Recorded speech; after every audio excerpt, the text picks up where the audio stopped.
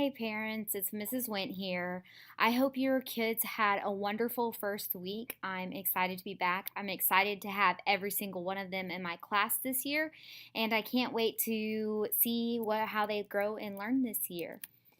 I wanted to share with you that next week there will be a couple of changes. The first change is that instead of bringing home their red cult folder, they're going to start bringing home their binders. Their binders will look like this. Their name will be, let me figure out how. Okay, their name will be up here at the top. It's their cult binder. Inside their cult binder will be their daily sheet, just like you had this week. On this daily sheet, this is just some like events that are happening. Some of them are just silly holidays or days that we find. This one, again, we'll have a reminder on Friday that there's no school Monday because of Labor Day. It has a spot for comments. That can be comments from me. It can also be comments from you if you guys need anything or have any questions about something. Down here, it has your daily homework, read every night for 15 minutes, and then it has our objectives. Our weekly objectives are what we're working on in the class. Then on the back, as it says below, it's suggested homework activities are on the back. So on the back, you will see that it says, here are some suggested activities or questions that support the learning taking place in class. These are suggested activities. They are not something that you have to do the whole worksheet in one night because I know lives are crazy, but it is a really good thing to get your child in the habit of doing homework every night and sitting down. I don't want them to be spending hours on homework. Homework should be 15 minutes of reading and no more than 15 minutes of something else. And try to make it fun. They are only 6 and 7 years old, and I don't want them to feel already overwhelmed or anxiety about learning. So these are just some fun activities. Like this first one says, like counting, practice counting aloud to 60, and then practice counting things around the house. Like you could put beans in front of them and have them count them. You could have them group them in groups of 10. It's really about just practicing those skills so that way they are able to reinforce what we're doing in the classroom. We're also working on graphs so they can collect and make their own graph, or here's a problem that they could actually do pencil and paper. Some of these are interactive activities to kind of help you to do something fun with the kids that's learning based, but then there's also paper and pencil, so that way if you're not sure what to do, you can also do paper and pencil. For reading next week, one of the things is practice tying your shoes. That is a big one. Help your kid learn how to tie their shoe. If you need a practice shoe for them to tie on, just write a note for me and I can send one home. I have some extras here that have the laces and everything, and y'all can practice that. It also is good for them to tell you the steps as they're practicing them. Then some of these are some other ones like retell the beginning, middle, and end of a story. So have them read a story to you, or even you read a story to them and you have them tell what happened in the middle, or what happened at the beginning of the story, or who were the characters, what was the setting. Those are great questions to help them with their reading skills. Then some of this one's like, how many words can you make that rhyme with cat or hit? You can do where they can say it out loud. You could have them stamp them in Play-Doh or trace them in sand. They can write them on chalk on the sidewalk. Just some fun activities. Think of how can you make this fun. This homework should not be like, oh, I have to sit down. I don't want the argument for you. I know that can be a headache to have your kid be like, I don't want to do anything. I'm not doing anything.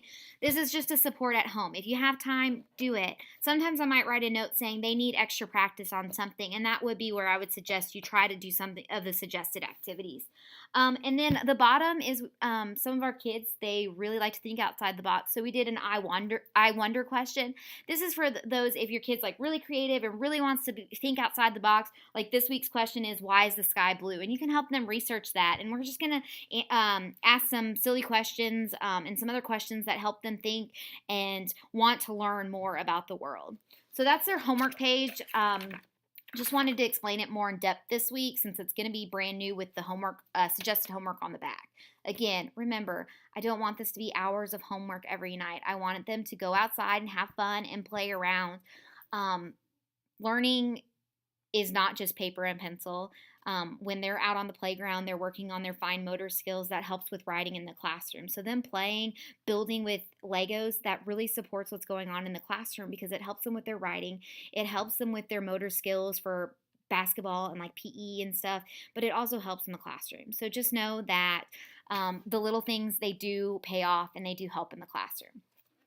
The next thing in their binders is there's just like a little tab. This will be a different color, but it will say poems. Each week we're going to go over some poems. Like this coming up week, we're going to do a short A poem. We're going to do helping at home today, and that's going to be just something great for them just to practice that repetition and getting in the habit of reading fluently and with expression. And so we'll practice those. We'll work on some sight words, and these are also good for them to read at night too if you don't have any books.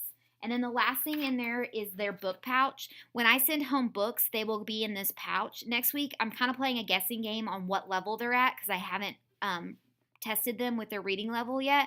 So I'm going off of last year's, but I'm also kind of going off experience. When in doubt, I'm going an easier level so that way they can read them and feel successful. But these are going to be books that they can practice. After this week and, once I test them, there'll be books that are on their level that support what's going on in the classroom. But initially, they're going to be just some activities or books that I feel that are possibly on their level. If they are too hard, send it back with a sticky note being like, we cannot read this, and can you send some easier books home? Because I want them to feel successful with these books.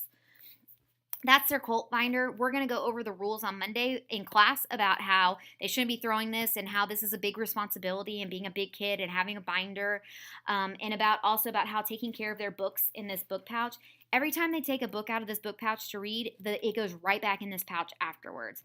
I had lots of lost books last year, lots of water damaged books, and they come in sets of 6, so I cannot replace them very easily. The school has to buy a whole brand new set of 6 books.